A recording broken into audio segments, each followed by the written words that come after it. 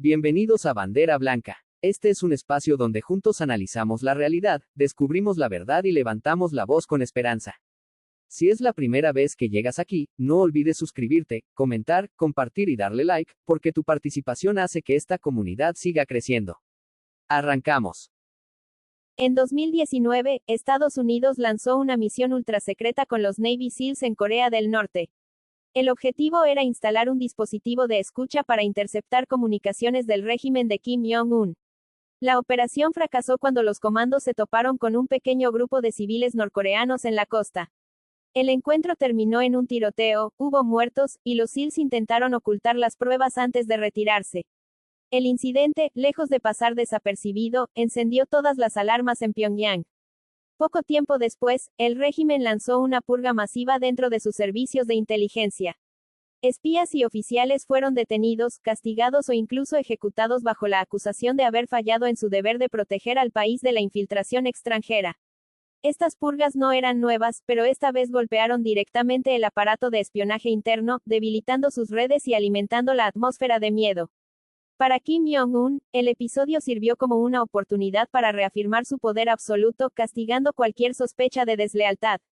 El caso demuestra cómo un operativo militar fallido puede detonar reacciones brutales en un régimen que vive entre la paranoia externa y el control interno.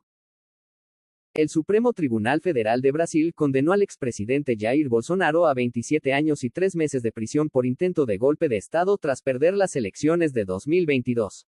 Los jueces lo hallaron culpable de liderar una organización criminal, atentar contra el Estado democrático de derecho y causar daños a bienes públicos durante los ataques de sus seguidores.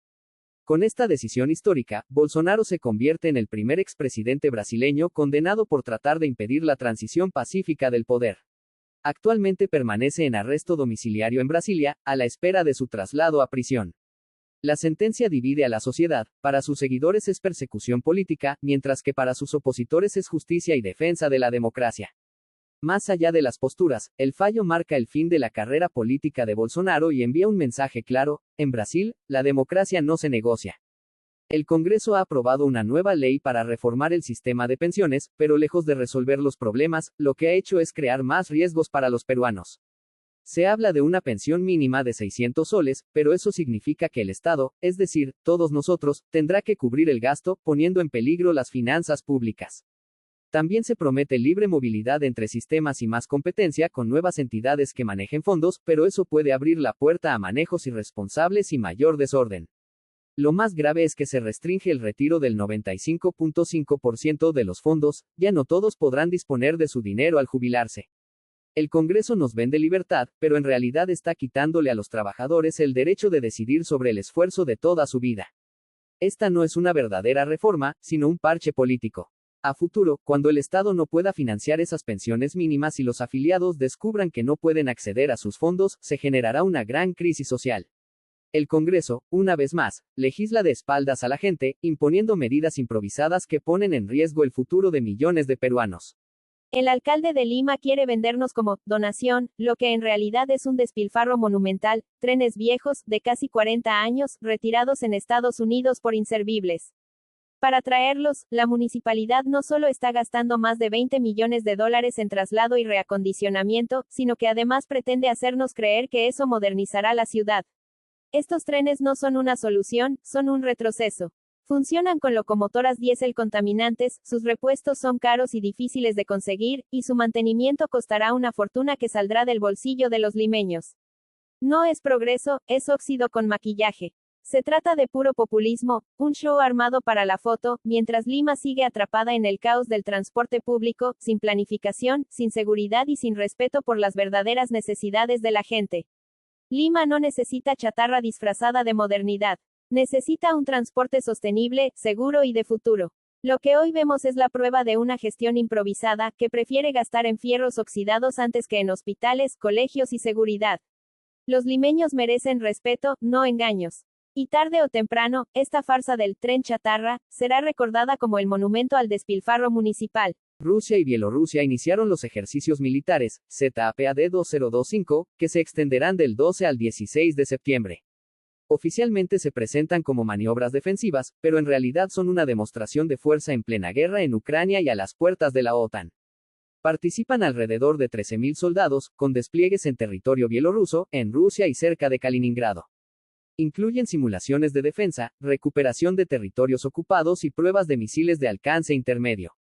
Incluso se contempla la planificación del uso de armas nucleares tácticas, aunque no se empleen en la práctica. La OTAN ha reaccionado con cautela, afirma que no ve una amenaza inmediata, pero sigue cada movimiento de cerca. Ha pedido transparencia a Moscú y Minsk, mientras países del flanco oriental, como Polonia y los Bálticos, ya se declaran en alerta máxima. El mensaje es político. Rusia y Bielorrusia quieren mostrar que siguen fuertes y unidos, mientras desafían a la OTAN y elevan la tensión en la región. Estas maniobras no son simples entrenamientos, son un pulso geopolítico que pone a Europa en estado de vigilancia permanente. México y China atraviesan un momento de tensión por los nuevos aranceles que el gobierno mexicano decidió aplicar.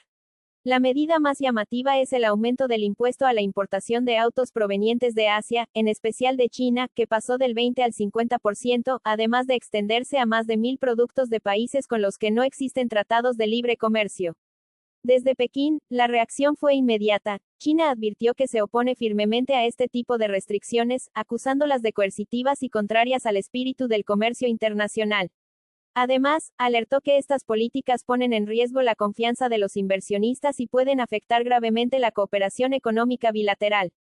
La presidenta Claudia Sheinbaum respondió señalando que estas medidas no van dirigidas específicamente contra China, sino que forman parte de una estrategia general para fortalecer la industria mexicana y dar impulso al llamado Plan México. Aseguró que la relación con China es buena, que se quiere mantener así y que ya existen canales de diálogo abiertos con el gobierno chino y su embajada en México. En el fondo, lo que está en juego no es solo un arancel. México busca proteger a su industria automotriz, mientras que China teme que este tipo de medidas se conviertan en un nuevo frente de contención, influenciado por la presión de Estados Unidos. El desenlace dependerá de si ambos países logran negociar sin que esta tensión escale hacia un conflicto mayor. Netanyahu ha desatado una nueva crisis internacional tras amenazar directamente a Qatar. Después del ataque israelí en Doha, el primer ministro de Israel declaró que si Qatar no expulsa o procesa a los líderes de Hamás en su territorio, Israel lo hará por su cuenta. Es decir, una amenaza abierta de intervenir militarmente en suelo qatarí. Este discurso no solo viola la soberanía de un Estado reconocido, sino que pone en riesgo a toda la región. Netanyahu busca justificar sus palabras comparándolas con la guerra contra el terrorismo, tras el 11 de septiembre, pero en realidad lo que hace es legitimar violaciones al derecho internacional y sabotear los procesos de negociación que Qatar ha impulsado como mediador. Qatar respondió rechazando categóricamente estas declaraciones, denunciándolas como una amenaza de futuras agresiones. Y lo cierto es que Netanyahu ya no habla solo de Qatar, habla de cualquier país que él considere protector de terroristas, abriendo la puerta a una peligrosa doctrina de ataques unilaterales. En el fondo, sus palabras revelan la verdadera estrategia: fabricar enemigos externos para sostenerse en el poder, aunque eso signifique incendiar aún más Medio Oriente. Netanyahu no busca paz, busca perpetuar la guerra. El ataque israelí contra Doha no es un simple incidente, es una agresión directa contra la soberanía de Qatar y un desafío abierto a todo el mundo árabe. La respuesta no se hizo esperar. Qatar convocó a una cumbre árabe islámica de emergencia, donde se espera una condena firme y medidas conjuntas frente a este acto de guerra encubierto.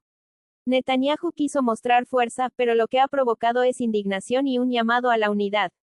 Porque si Israel pudo atacar la capital de Qatar, mañana podría hacerlo contra cualquier otro país árabe. La cumbre en Doha no puede quedarse en comunicados tibios, se exige sanciones diplomáticas, acciones legales internacionales y un frente unido que defienda la dignidad y la seguridad de la región.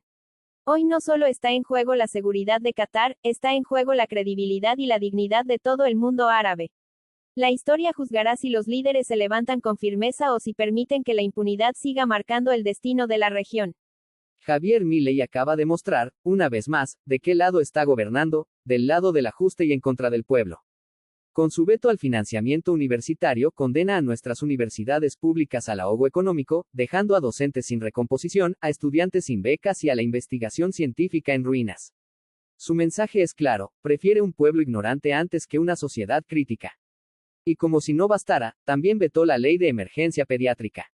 En un país donde hospitales como el Garrahan sufren falta de insumos y personal, Milei decidió darle la espalda a los niños, a los más vulnerables, demostrando un nivel de crueldad política intolerable. Mientras predica austeridad y se disfraza de enemigo de la casta, su propia hermana Karina, el jefe, maneja contratos, acomodos y favores dentro del Estado, levantando serias denuncias de corrupción.